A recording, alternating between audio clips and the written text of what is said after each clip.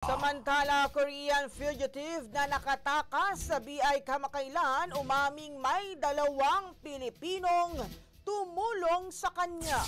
Brigada Ann Cortez, ibrigada mo! Brigada Live Report. Inamin ng South Korean fugitive na si Na-ik-yeon sa naging pagdinig ngayong araw na mayroong 2 Pilipino na tumulong sa kanya upang makatakas sa kamay ng Bureau of Immigration.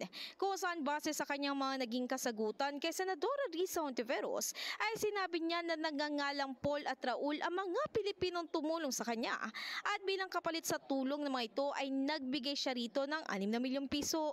Kwento niya nagpakilalang mataas na opisyales ng immigration sa Intramuros si Paul habang si Raul naman daw ay parte ng kapulisan. Nang matanong naman si BI Commissioner Joel Viado hinggil dito ay itinanggi niyang empleyado nila ang mga ito. Sa kanilang parte sinabi rin niyang tinerminate na nila ang 3 opisyales ng BI na nag-escort kay Na at tumulong sa pagpapatakas dito. In the heart of changing lives, ito si Brigada Ann Cortez ng 105.1 Brigada News FM Manila, The Music News Authority.